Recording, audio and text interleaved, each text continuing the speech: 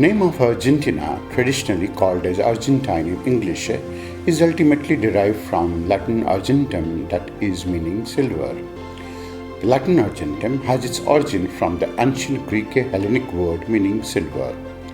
The first use of the name Argentina can be traced back to the first voyages made by the Spanish and Portuguese conquistadors to the Rio de la Plata, that means River of the Silver, in the first years of the 16th century.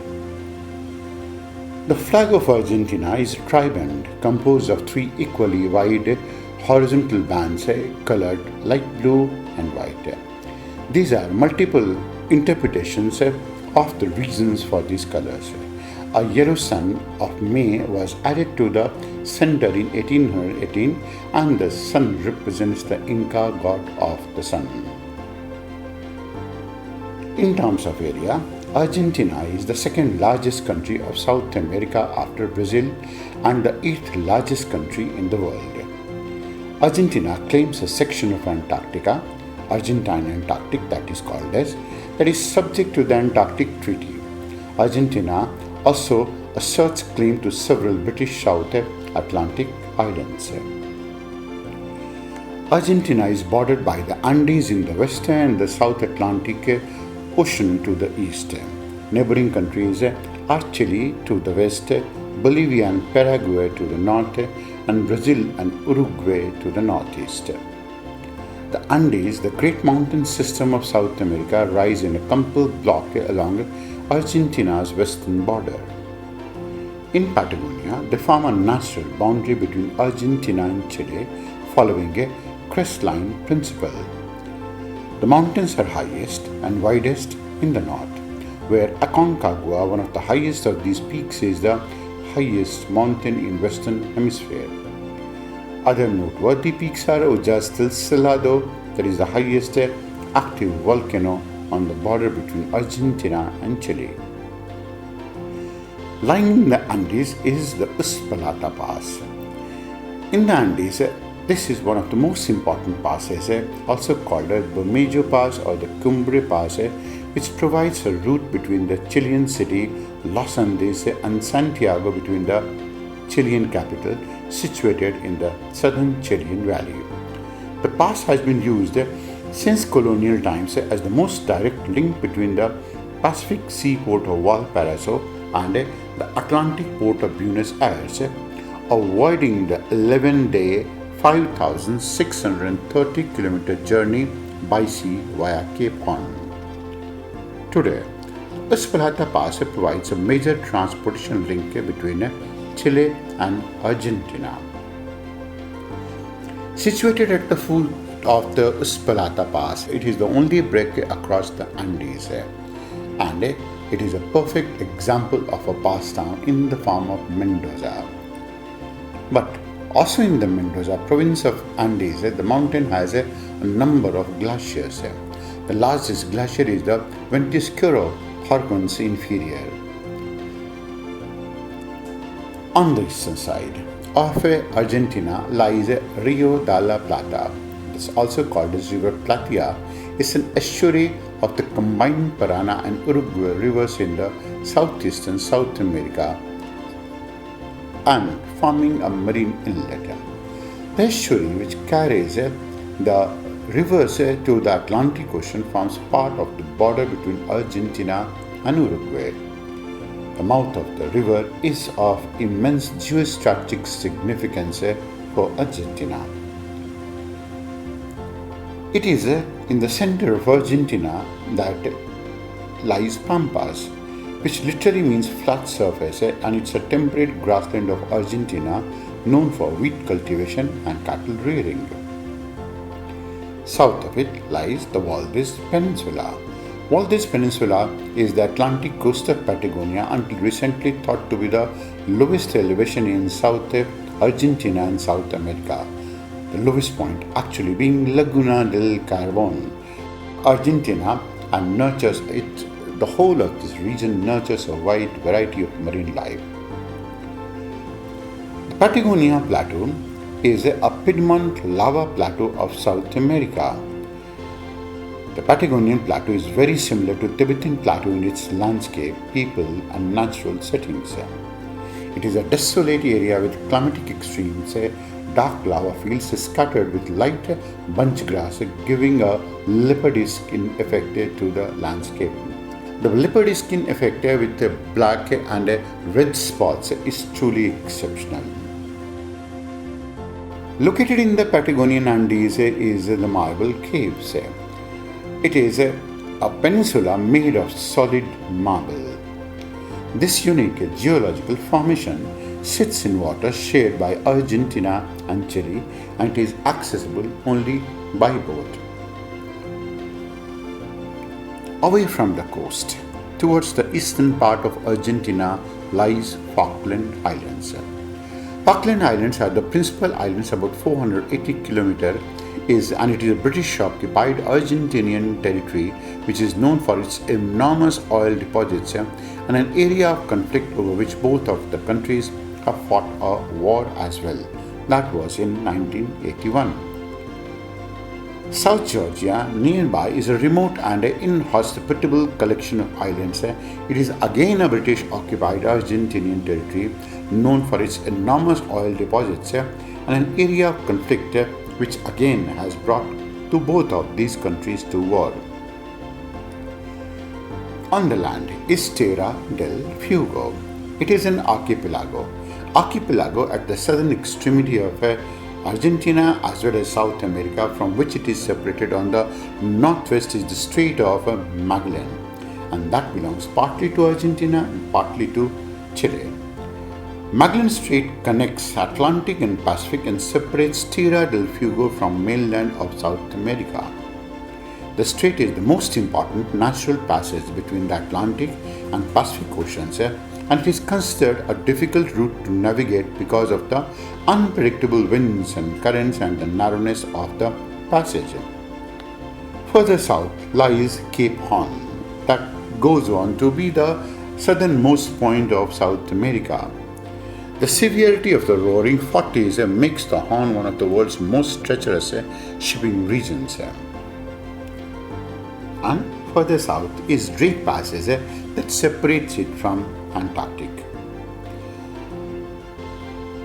Rivers form a natural boundary of Argentina with many countries that includes Uruguay, Paraguay, Bolivia and Brazil.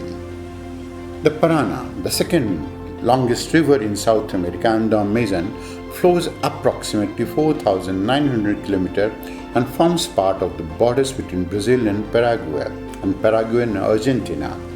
Its upper reaches feature many waterfalls. It is joined by the Iguazu River, where it enters Argentina in the northeast. This area is well known throughout the world for its spectacular Iguazu Falls. Iguazu Falls are waterfalls of the Iguazu River on the border of Argentina and Brazil.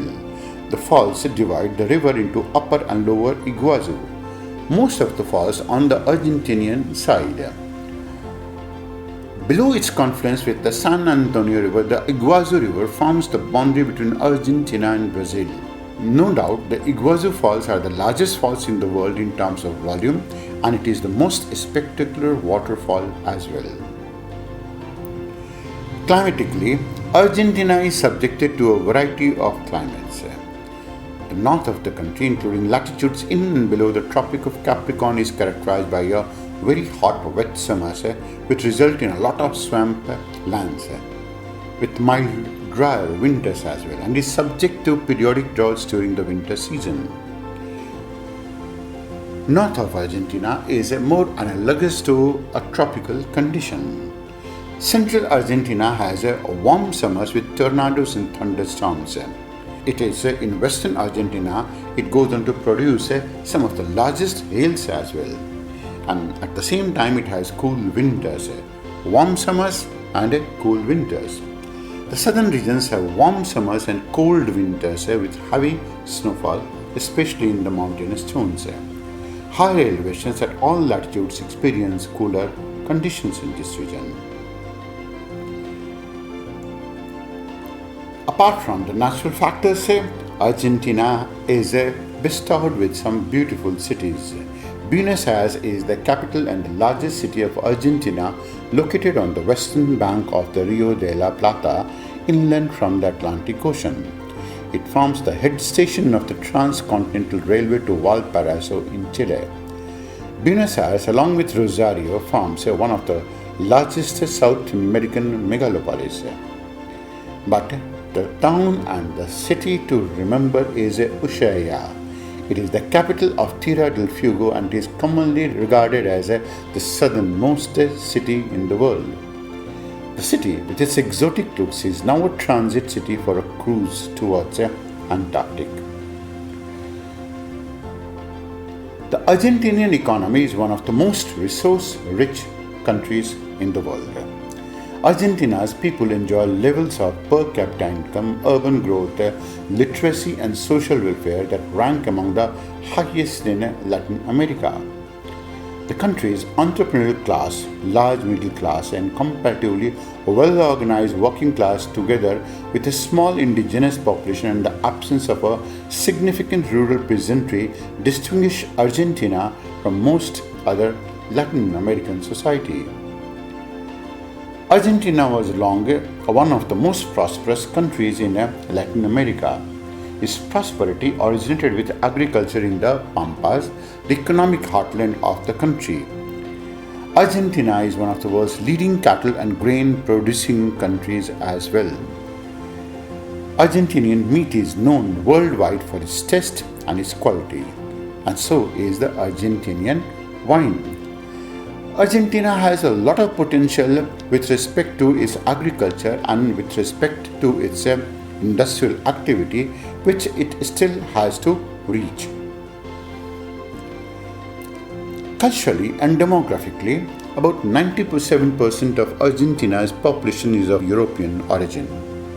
Unlike most Latin American countries, Argentina has relatively few mestizos, that means the people who are going to be of a mixed European and Native American ancestry, and they go on to form a small number. However, the number of mestizos has increased in recent decades, primarily through immigration, mostly from Paraguay and Bolivia. Argentina also has a small number of indigenous people, and its 1994 constitutional reforms guaranteed them certain rights, including the right to bilingual and intercultural education. Most of the people, though, are of Spanish and Italian descendants, but surprising, they do not like to call themselves as Spanish. One province, though, that is Chubut, is made of Welsh people. Politically, Argentina is relatively secure from invasions. The only military threat comes from its northern borders. A war with Paraguay established the boundaries of the present Argentina. And a growing Brazil, a belligerent Brazil, may present some of the most important threats that Argentina faces. The main concern being the blockade of Buenos Aires and the Rio de la Plata, from where Argentina can go on to reach to the whole of the world. Argentina has fought wars with almost all of these countries except Uruguay, and that is where it is most comfortable sharing its relationship as well. India has shared a good relationship with Argentina. India-Argentina relationships are cordial and encompass political, economic, scientific and technological cooperation, including Antarctic research and cultural cooperation. India opened a trade commission in Buenos Aires in 1943 and later converted into one of the first embassies in South America in 1949. India and Argentina have supported each other on major international issues as well as each other's candidature to various United Nations and multilateral bodies. India has always extended support to Argentina on the sovereignty issue of Malvinas Islands and on the issue of sovereign debt servicing and holdout creditors. India exports include organic chemicals, vehicles and auto parts, lubricants, machinery, sound and image devices along with garments, while its imports are soybean oil, petroleum, copper, sunflower oil, leather, wool and ferroalloys. India and Argentina have a close cultural relationship as well. The embassy organizes variety of type of cultural programs and visits of Indian troops to several cities including San Salvador, de Jujuy, Almirante Brown, Tandil, Pirana, Rio Cuarte and Buenos Aires. There was a Yoga Day that was organized in 2015, 2016 as well, and that was participated by and that was celebrated by a good number of Argentinians. India also goes on to encourage Argentinian films and a good number of Argentinian films participate in the International Film Festival of India. Industrially, India has a relationship with Argentina that requires to be explored on a wide scale. Several Indian companies have established operations in Argentina with investment of approximately $1 billion US. These include TCS, Chrysler, Bajaj, Hero, Kelent, United Phosphorus Limited, Synthesis, Quimica, Glenmark, Godrej, etc. While Argentinians also go on to have some degree of an investment and some of their firms representing themselves in India. But then, as we said, that requires to be explored on a much more wider scale. There are about 2,400 overseas Indians living in Argentina. Most of the non-Western Indians live in the capital of Buenos Aires, some having lived here for over 30 years. Majority of them are from the Sindhi community. Others are professionals working with Indian companies and multinational corporations such as TCS, Cognizant Technologies, etc. About 306 from Punjab have settled down in Salta province in the course of early and mid 20th century. Some of the Sikhs are one of the richest communities in the whole of the world, and one Sikh from India owns something like some 25,000 acres of land in the region and producing one of the largest amounts of groundnuts in the whole of the world as well. But most of the Sikhs are in retail and wholesale trade. The first generation immigrants speak Punjabi.